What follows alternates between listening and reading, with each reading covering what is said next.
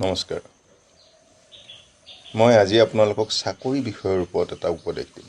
বহুতে মোলৈ ফোন কৰি থাকে যে এটা চাকৰি নহয়, সময়ত এটা চাকৰি নহয়গৈ, ইণ্টাৰভিউ দিওঁ ঠিকেই, কিন্তু ইণ্টাৰভিউৰ ফলত কি হয়, 1 নম্বৰ বা 2 নম্বৰৰ কাৰণে চাকৰিটো নহয়।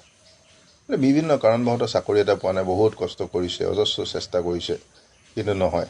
শেষ মুহূৰ্তত কিবা নহয় কিবা ওপৰত বাধা হৈ যায়, চাকৰিটো নহয়, যাৰ ফলত কি ঘৰখনত সমস্যাৰ সৃষ্টি হৈছে ইত্যাদি ধৰণৰ বহুত প্ৰব্লেম আহে।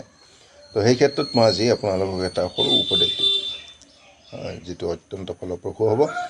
অন্তৰৰ শুদ্ধ ভক্তি সহকাৰে এই কামটো কৰিব, আপোনালোকে নিশ্চয় শুভ ফল পাব। আপোনালোকে কি কৰিব, প্ৰতিটো মাহৰ যিকোনো শনিবাৰে 10জন শ্ৰমজীৱী মানুহক দুখীয়া দৰিদ্ৰ মানুহক, যিবিলাকে কাম কৰি ভাত খায়, শ্ৰমজীৱী মানুহক 10টা পানীৰ বটল দিব।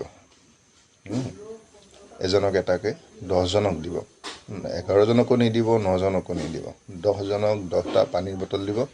খাদ্য অনুসৰি আপুনি এইটো কাম কৰিব, আৰু পাৰিলে তাৰ লগত যদি খোৱা বস্তু দিব পাৰে সেইটো বেলেগ কথা, কিন্তু পানীৰ বটল 10টা পানীৰ বটল 10জন শ্ৰমজীৱী মানুহক দিব।